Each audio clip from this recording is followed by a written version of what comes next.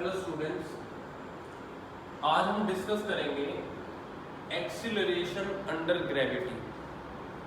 Gravity का motion पे क्या फर्क पड़ता है, ये चीज़ हम आज डिस्कस करेंगे। इससे पहले जो है हमने इक्वेशंस ऑफ मोशन की थी, 3 आपको ऑलरेडी पता थी, 4th हमने यहाँ पर नहीं की थी। तो अब देखिए इस टॉपिक में हम क्या करने वाले हैं। एक चीज़ हमने नोट की, अगर ये अर्थ है और कोई ऑब्जेक्ट यहाँ से नीचे गिरने वाला है अर्थ की तरफ, तो हम क्या देखते हैं, फर्स्ट सेकंड में अगर उसने इतना डिस्टेंस कवर किया फर्स्ट सेकंड में, तो सेकंड में उसका डिस्टेंस इतना हो जाता है और थर्ड सेकंड में उसका डिस्टेंस और ज्यादा हो जाता है। देखिए जब भी कोई चीज ऊपर से नीचे गिरती है तो ये मोशन ऑब्जर्व किया गया, तो क्या नोटिस किया गया कि वेरी फर्स्ट सेकंड में उसने डिस्टेंस कम ट्रेवल किया, अगली सेकंड में उसने डिस्टेंस ज़्यादा ट्रेवल किया, उससे अगली में और ज़्यादा, उससे अगली में और ज़्यादा, डिस्टेंस जो है पर जो टाइम के अकॉर्डिंग वो बढ़ता जा रहा है। तो स्पीड क्या होती है, डिस्टेंस बाय टाइम। टाइम तो आप सेम ले रहे हो, एक एक सेकंड का आपने गैप लिया और डिस्टेंस बढ़ता जा रहा है, तो इसका मीनिंग है कि पर सेकंड स्पीड भी बढ़ती जा रही है, स्पीड इंक्रीज हो रही है, स्पीड चेंज हो रही है। और स्पीड का चेंज होना क्या कहलाता है, एक्सीलरेशन कहलाता है। तो यहाँ पर बॉडी क्या कर रही है, एक्सीलरेट हो रही है, एक्सीलरेशन है। दूसरी बात, स्पीड चेंज कब होती है, जब उसके ऊपर या तो पुल लगाया जाए किसी बॉडी पे या किसी बॉडी को पुश किया जाए। यानी कि क्या मतलब है कहने का हमारा, कि जब किसी बॉडी पर फोर्स लगाई जाती है तब उसके मोशन में चेंज आता है, तब उसकी वेलोसिटी स्पीड में चेंज आता है। यानी कि एक्सीलरेशन पैदा जो हो रहा है वो किसकी वजह से हो रहा है, वो फोर्स की वजह से पैदा हो रहा है। तो फिर यहाँ फोर्स कौन लगा रहा है, आपने पढ़ा हुआ है, यहाँ जो फोर्स लगा रहा है वो लगा रही है अर्थ। और अर्थ कौन सी फोर्स लगाती है, ये भी आपने पढ़ रखा है, अर्थ लगाती है ग्रेविटेशनल फोर्स। तो यहाँ जो ये एक्सीलरेशन आ रहा है ये किस फोर्स की वजह से है, ये एक्सीलरेशन फोर्स, ये ग्रेविटेशनल फोर्स की वजह से है। तो जो फोर्स लग रही है वो ग्रेविटेशन है।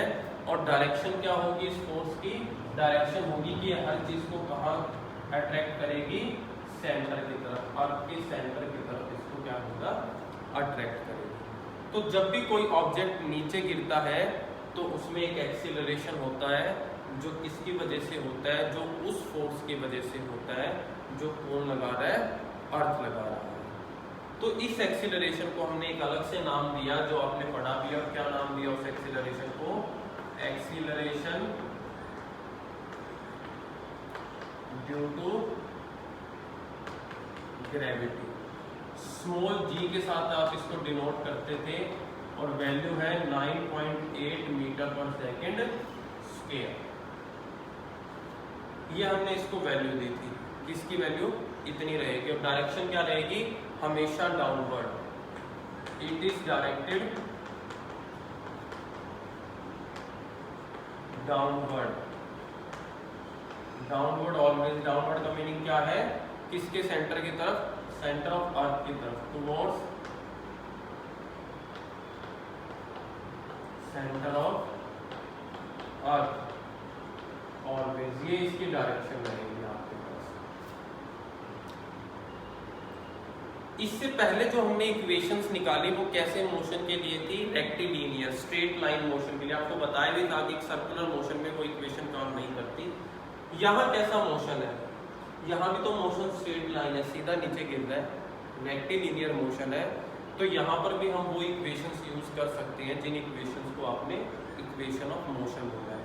फर्क सिर्फ कितना आएगा, जब आप उनको एक्सीलरेशन अंडर ग्रेविटी के केस में यूज करोगे तो हम ए को किससे रिप्लेस कर देंगे, जी से।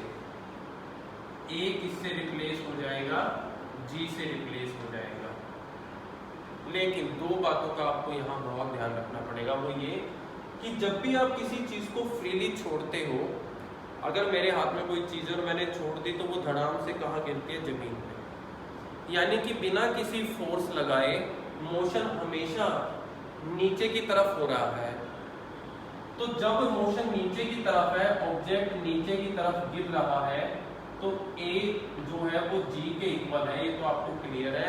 लेकिन आप उसको प्लस साइन लोगे या माइनस साइन लोगे, ये आपके ऊपर है, क्योंकि मोशन तो नीचे से ऊपर जाने का भी होगा।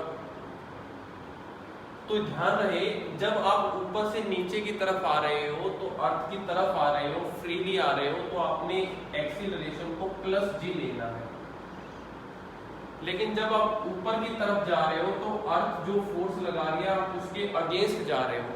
अर्थ की फोर्स नीचे खींच रही है, लेकिन आप ऊपर जा रहे हो, आप उसके अगेंस्ट जा रहे हो, तो तब जो एक्सीलरेशन होगा, तब आपने उसको क्या लेना है, माइनस का जी। एक्सीलरेशन तो तब भी जी के इक्वल ही होगा, उसी एक्सीलरेशन से आपको ऊपर जाना पड़ेगा, लेकिन डायरेक्शन क्या है, माइनस की है। तो आपको ये याद रखना है कि वर्टिकली डाउनवर्ड में प्लस जी और वर्टिकली अपवर्ड में माइनस। तो आपको याद रखना है कि vertically downward,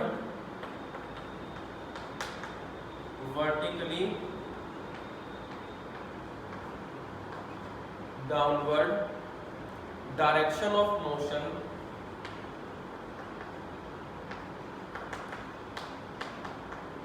is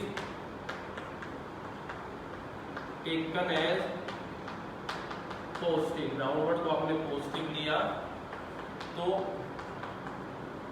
vertically upward direction of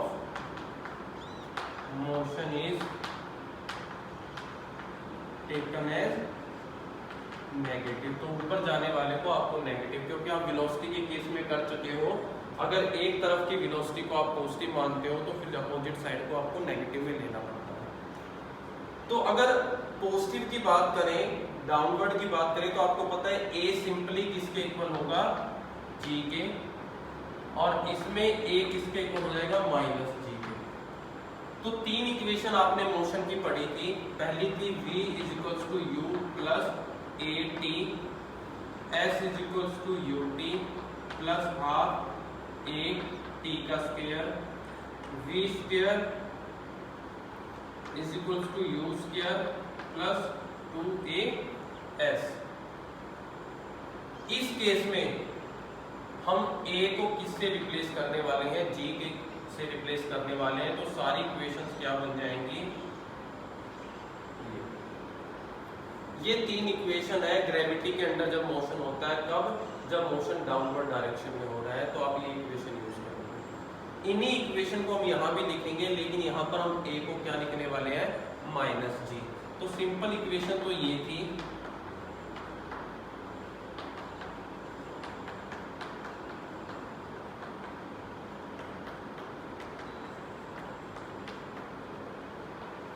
लेकिन जब आपने अपवर्ड मोशन लिया ग्रेविटी के अगेंस्ट, तो ए को किससे रिप्लेस कर दिया, माइनस जी से। तो ये भी माइनस और ये भी। तो ये इक्वेशंस आ गई डाउनवर्ड मोशन की, और ये आ गई आपके पास अपवर्ड मोशन की। तो ये आपको याद रखना है। कई केसेस में एस की जगह आपको एच लिखा दिखाई देगा, वो इसलिए क्योंकि यहाँ सिर्फ मोशन अपवर्ड डाउनवर्ड हो रहा है, तो आप डिस्टेंस की जगह हाइट भी यूज कर लेते हो, तो s की जगह आप h भी लिख सकते हो। अब एक न्यूमेरिकल मैं आपको करके दिखा देता हूँ कि आपको ये सब चीजें यूज कैसे करनी है, कैसे फॉर्मूले में, न्यूमेरिकल में इनका यूज कैसे करना है। तो देखिए एक न्यूमेरिकल हम कर लेते हैं।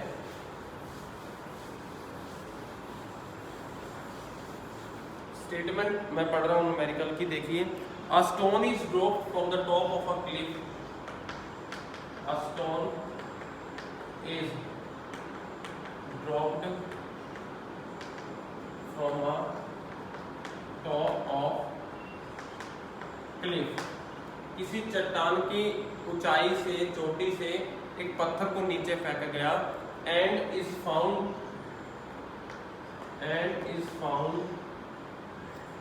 to travel,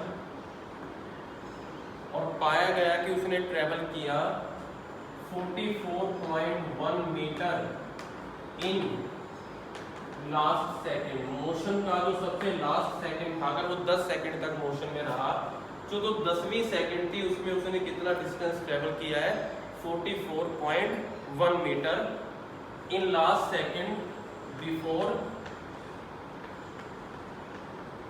reaches to ground, ground पे आने से पहले तक। फिर बोला उन्होंने find the height of cliff, find the height of cliff, आपको चट्टान की ऊंचाई निकालनी है। दो बातें जो आपको बहुत क्लियर होनी चाहिए। पहली, जहां भी दो वर्ड मिल जाए स्टेटमेंट की स्टार्टिंग में, आपको स्टार्ट या ड्रॉप, जहां भी आपको कोई ये कहे कि कोई बॉडी स्टार्ट हुई है फ्रॉम रेस्ट से या स्टार्ट, या फिर आपको ड्रॉप वर्ड मिले, तो उसका हमेशा मीनिंग ये होता है कि इनिशियल वेलोसिटी क्या है वहां पर, जीरो। बॉडी ड्रॉप की गई है, ड्रॉप मैंने ऐसे, अगर मैं यहाँ से ड्रॉप करूं तो अभी वो बॉडी मेरे हाथ में है, तो इनिशियल वेलोसिटी क्या है, जीरो। तो ड्रॉप की तो इनिशियल वेलोसिटी क्या है, जीरो। छोड़ने के बाद वो बॉडी कहाँ आ गई, ग्राउंड पे। ग्राउंड पे गिरने के बाद फाइनल वेलोसिटी भी क्या हो गई, जीरो। तो फाइनल वेलोसिटी v भी क्या है, जीरो। ये दो बातें आपको यहाँ से क्लियर हो गई। दूसरा, अगर ये चट्टान की हाइट है, ये है ग्राउंड, इनिशियल वेलोसिटी जीरो है, तो एक्सीलरेशन भी उस टाइम क्या होगा, जीरो होगा। लेकिन उसके बाद जो एक्सीलरेशन होगा वो g के इक्वल होगा। ठीक है, नीचे की तरफ आ रहा है क्योंकि।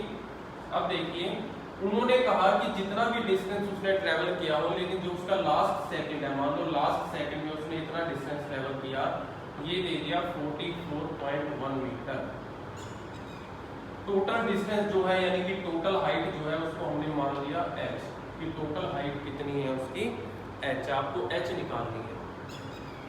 तो सबसे पहले आपको जब लास्ट सेकंड वर्ड यूज कर लिया, तो आपको ये भी पता होना चाहिए कि लास्ट सेकंड वाला हमने कौन सी इक्वेशन की थी। देखिए ध्यान से, टोटल जो डिस्टेंस ट्रेवल किया होगा टोटल टाइम में, उसके लिए आपने इक्वेशन की थी distance in an time, u t plus half a t का स्क्वायर। लेकिन आप यहाँ n रखते थे तो यहाँ भी n रखते थे। a की जगह अब क्या आ गया, जी, t का स्क्वायर, t की जगह अगेन n का स्क्वायर। पर इनिशियल वेलोसिटी जीरो है, तो ये टर्म जीरो हो गई, तो बचा हाफ जी एन स्क्वायर। ये वो डिस्टेंस है, वो जो टोटल n में, n जितना भी होगा 5, 10, उसमें जो कवर करेगा।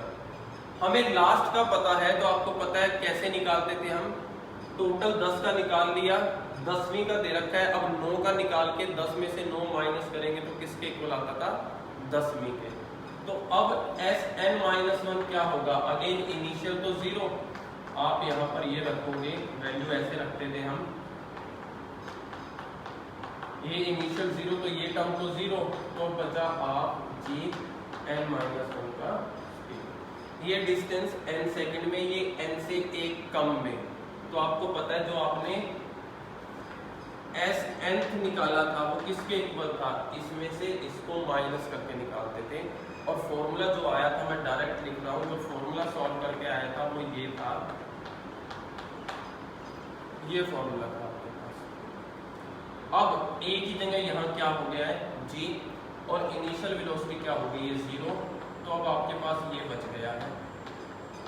लेकिन लेफ्ट हैंड साइड पे वो डिस्टेंस है जो उसने आखिरी सेकंड में कवर किया है, और वो ऑलरेडी हमें गिवन है इस क्वेश्चन में। क्या गिवन है, 44.1। तो आप उस 44.1 को यहाँ पुट करो, g की वैल्यू आपको पता है 44.1, 2 को इधर ले आओ इंटू 2, g की वैल्यू 9.8, 2n-1। अगली लाइन में 44.1 इंटू 2, 9.8, 2n-1।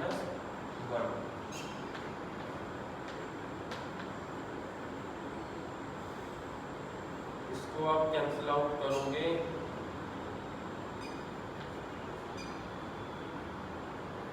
ये 9 आएगा, एक माइनस का इधर आके प्लस करोगे 10 हो जाएगा।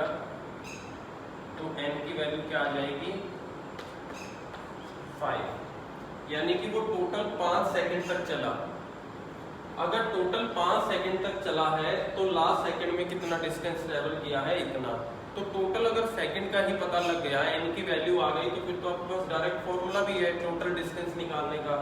तो फिर Sn यानी कि 5 सेकंड में कितना डिस्टेंस ट्रेवल किया है, हाफ जी की वैल्यू 9.8, एन का स्क्वायर 25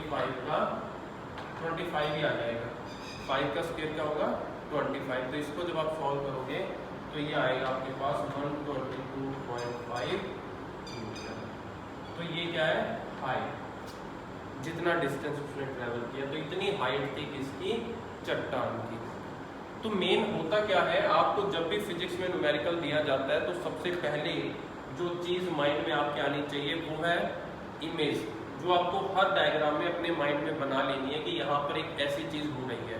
जब तक आप उसको विजुअलाइजेशन नहीं करोगे, इमेजिन नहीं करोगे, आप न्यूमेरिकल नहीं सॉल्व कर सकते। दूसरी चीज़, आपको उन मेन पॉइंट्स को कवर करना होता है जो आपको ये बताते हैं कि क्या इंफॉर्मेशन गिवन है, और साथ में इस चीज़ का हिंट देते हैं कि आपको कौन सी चीज़ निकालने के लिए कौन सा रिलेशन यहाँ पर यूज़ करना पड़ेगा। अगर ये दो चीज़ें आप निकालने में समर्थ नहीं हो, आपके बस का नहीं है, दो चीज़ें आपको नहीं समझ में आ रही, तो आपके लिए फिर न्यूमेरिकल्स में प्रॉब्लम आने वाली है। फिर आपको प्रैक्टिस की नीड है, अगर आप प्रैक्टिस करोगे तो प्रॉब्लम धीरे धीरे दूर हो जाएगी। तो ये टॉपिक था एक्सेलरेशन अंडर ग्रेविटी, जिसके बेस पे आप न्यूमेरिकल्स कर सकते हो, जिसमें हम ए की जगह किसको यूज़ करते हैं, जी को यूज़ करते हैं, पर डायरेक्शन के साइन का आपको जरूर ध्यान रखना है यहाँ पर।